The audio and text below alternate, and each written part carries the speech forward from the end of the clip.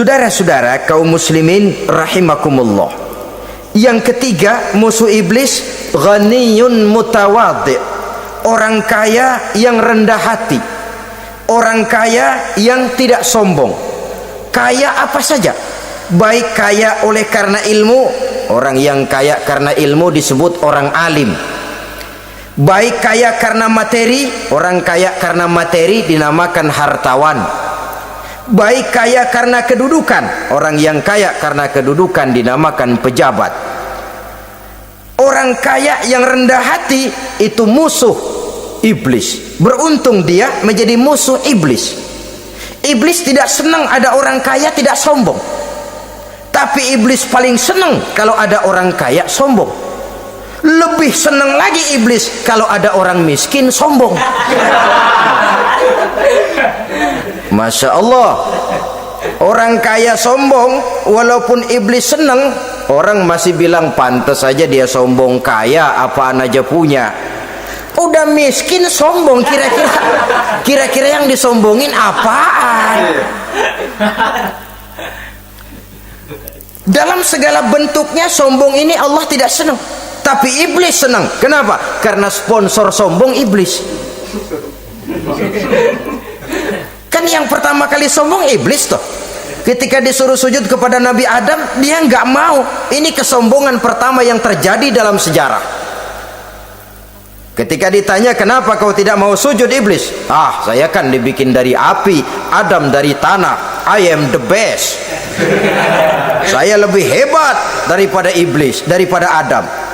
Adam baru kemarin dibikin, saya sudah lama. Kata Allah, kamu sombong iblis, ini surga bukan tempat orang sombong, keluar. Terusir dia dari surga. Jadi kesombongan pertama adalah kesombongan yang dilakukan oleh iblis, dan dia tanamkan itu kepada kita supaya jadi orang sombong. Karena itu sombong ilmu Allah nggak senang, tapi iblis senang. Mentang-mentang ada ilmunya, nih satu-satunya ustadz di sini ya, semua mesti ngaji sama gue. Kalau nggak ngaji sama gue, Islamnya kurang tapi bener. Sombong karena ilmu, sombong karena pangkat. Mentang-mentang pakai bintang di pundak, jalan pundak duluan. Yang wajar saja hidup ini. Sombong harta pun begitu. Kaum muslimin rahimakumullah, orang kaya yang rendah hati dimusuhi oleh iblis, tapi dicintai Allah, dicintai Rasul, dicintai malaikat. Caranya bagaimana? Kembali kepada satu kesadaran bahwa pada saat terlahir ke alam dunia ini tidak ada yang pernah kita bawa. Kalau sekarang kita punya rumah, punya kebun, punya kendaraan, punya pabrik, punya segala macam benda, apa itu? Titipan. Pada suatu saat akan diambil kembali oleh yang menitipnya. Kalau titipan itu pandai kita jaga, pandai kita syukuri, titipan akan makin banyak. Sama juga kita dalam kehidupan. Kalau orang bisa kita percaya, saya mau pergi ke luar negeri, rumah saya titip kepada tetangga. Saya pulang dari luar negeri, isi rumah tetap tidak berkurang, malah dibersihi, malah disapu, dihilangkan kotorannya. Tentu bukan main syukur saya, girang saya. Akan bertambah kepercayaan saya untuk menitipkan apa saja. Ini makna la in syakartum la azidannakum wa la in kafartum inna azabi lasyadid. Kalau kamu pandai bersyukur, aku tambah nikmat. Tapi kalau kamu ingkar, azabku teramat pedih. Artinya apa? Nikmat bisa berubah menjadi azab kalau kita tidak pandai mensyukurinya. Ma'asyiral muslimin rahimakumullah, orang yang kaya ilmu lalu rendah hati, tidak selalu ingin menonjolkan diri. Ini kadang-kadang yang tanggung ini yang bikin berabe. Alim bener enggak, geblek bener juga enggak. Yang sedikit-sedikit mau nonjolin diri. Kalau enggak jadi imam enggak mau ke masjid, enggak jadi imam enggak mau ke musola. Pokoknya kalau enggak jadi imam marahan sama musola. Macam mana saudara-saudara kaum muslimin rendah hati, tidak selalu ingin menonjolkan. Sebab orang yang selalu ingin menonjolkan dirinya biasanya orang yang kekurangan kepercayaan kepada kemampuan dirinya sendiri. Dia selalu ingin dinomorsatukan, dia selalu ingin ditempatkan pada ranking teratas. Dia tidak percaya diri. Orang yang percaya diri dapat bersikap wajar dalam kehidupan. Begitu juga kaya karena harta, dengan menyadari bahwa harta bagaimanapun banyaknya titipan dari Allah, pada suatu saat akan kembali. Dia harus dimanfaatkan sesuai dengan kehendak yang menitipnya. Begitu juga kaya oleh karena pangkat, kedudukan dan jabatan, pada suatu saat jabatan itu akan hilang dari diri kita. Karenanya sering saya jelaskan bahwa pangkat di dunia ini yang paling tinggi pensiun. Titel yang paling akhir almarhum. Saudara setuju atau tidak, titel itu akan saudara dapat. Bagaimanapun kita cinta kepada pangkat, kedudukan, entoh pada akhirnya suatu saat akan sampai kepada posisi yang namanya pensiun. Kalau sadarlah kita kepada pemikiran ke arah sana, maka untuk mencapai kekayaan, baik kekayaan harta, kekayaan kedudukan, tidak lalu menghalalkan segala cara untuk mencapai tujuan, tapi dibatasi oleh norma dan kaedah yang harus dia taati, baik kaedah agama maupun kaedah bernegara. Inilah orang ketiga yang menjadi musuhnya iblis, orang kaya yang rendah hati, orang kaya yang tidak sombong. Yang keempat, saudara-saudara, tajirun shadiq, pedagang, pengusaha yang jujur. Iblis gedek betul, benci bukan main sama pengusaha, sama pedagang yang jujur, yang tidak ngurangi timbangan, tidak nipu pembeli, tidak barang yang jelek dibilang bagus, atau yang bagus di atas yang jelek di bawah, atau dicampur yang baik dengan yang jelek supaya kelihatan semuanya jadi baik. Semua orang ingin untung, tidak ada kecuali siapapun orangnya, dan itu wajar. Setiap manusia ingin mendapat keuntungan, kalau perlu dengan modal minimal mencapai keuntungan maksimal, seperti yang diajarkan oleh teori ekonomi. Itu kan yang namanya produktif kan. Satu usaha dinamakan produktif, bagaimana kita mengeluarkan modal minimal bisa mencapai keuntungan maksimal. Silakan. Bahwa manusia ingin untung itu insting, naluri, fitrah, tidak ada orang yang mau rugi. Tapi cara mencapai keuntungan itu yang membedakan antara seorang muslim dengan yang bukan muslim. Sudah pernah saya sampaikan, apabila kaum pengusaha, para pedagang sudah dijangkiti penyakit yang tidak jujur, yang akan timbul adalah kekacauan ekonomi.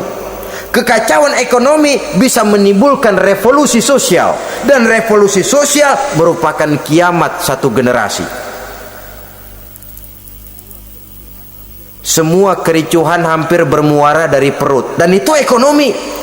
Orang nodong perut, orang korupsi perut. Ya walaupun korupsi kalau sudah kelas kakap tidak lagi sekedar urusan perut. Ya perut apa yang diurusin kalau korupsinya miliaran itu? Perut jin barangkali. Saudara-saudara kaum muslimin rahimakumullah.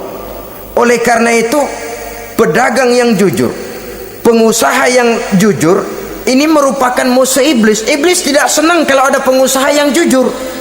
Iblis tidak senang kalau ada pedagang yang jujur. Tapi iblis akan tepuk tangan kalau pedagang sudah selingkuh, kalau pengusaha sudah nipu. Ada orang bilang, sekarang mah kalau jujur-jujur bener nggak makan apa-apa dong kita. Sebab katanya jangan lagi nyari yang halal, sekarang ini yang haram aja seret. Rupanya sering masang undian nggak pernah kena. Lalu bilang jangan yang halal, yang haram aja nggak kena-kena katanya. Sebenarnya bukan itu masalahnya, saudara-saudara. Bukan itu masalahnya. Masalahnya ialah bahwa kejujuran membawa keberkahan. Ini kalau kita berpikir dengan kacamata agama. Keberkahan merupakan sumber ketenangan. Dan ketenangan ini tidak bisa dibeli dengan materi yang bagaimanapun banyaknya. Walaupun kita punya percetakan duit, ketenangan itu nggak bisa dibeli. Jangankan cuma punya duit banyak, percetakan duit saudara punya, mau membeli ketenangan yang berasal dari keberkahan, sulit. Jadi kejujuran membawa keberkahan, keberkahan membawa ketenangan. Jangan macam dulu tukang sol sepatu, ditanya oleh temannya, bang ngesol satu hari dapat berapa? 200 rupiah. Sembayang enggak? Enggak. Islam kalau Islam kata temannya, sembayang dah, kali aja besok dapat rezeki lebih banyak. Yang benar, iya, sebab kalau orang sholat itu Allah dekat, nanti rezekinya ditambah. Beneran? Bener. Subuh sembayang dia, bisa sembayang sarapan, berangkat ke tempat dia ngesol, mangkal. Dari pagi sampai jam 11 belum ada juga yang ngesol. Mulai bimbang hatinya. Katanya kalau sembayang rezeki tambah, tadi sembayang subuh sampai gini hari belum ada yang ngesol. Cobaan kali, sabar. Datang sholat zohor, habis zohor nunggu lagi, belum juga ada yang datang ngesol. Udah mau pulang hampir maghrib, baru datang satu orang dandanin sendal jepit putus.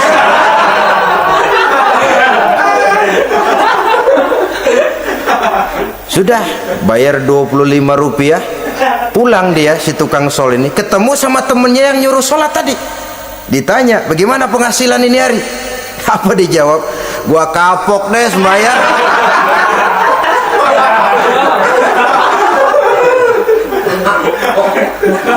Kemarin nggak sembahyang dapat 200, sekarang begitu sembahyang jigo.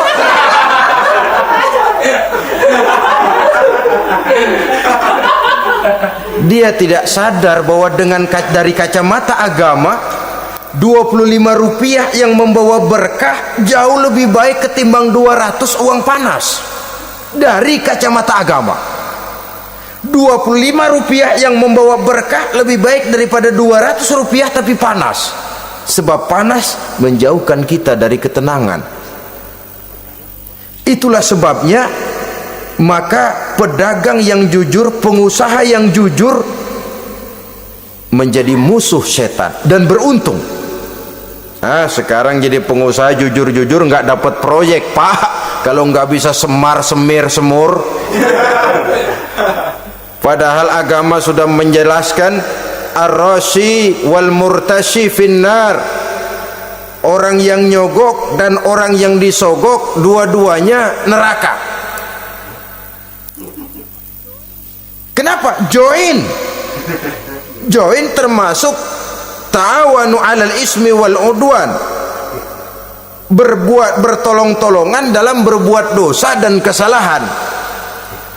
Kalau hadiah lain hadiah, kalau sedekah lain sedekah. Tapi yang namanya semir, suap, ar-rashi wal murtashi finnar. Saudara-saudara kaum muslimin rahimakumullah. Jadi pedagang yang jujur, pengusaha yang jujur merupakan salah satu roda perekonomian. Kegoncangan ekonomi akan menimbulkan dampak sosial yang sangat luas dan kompleks, yang pada giliran puncaknya, dampak paling negatifnya, dia sanggup menggerakkan terjadinya revolusi sosial. Bukankah sebagian besar gerak hidup manusia dimotivasi oleh keinginan untuk mempertahankan kelangsungan hidup? Dan kelangsungan hidup artinya mulut, mulut itu artinya perut, dan itu artinya makan.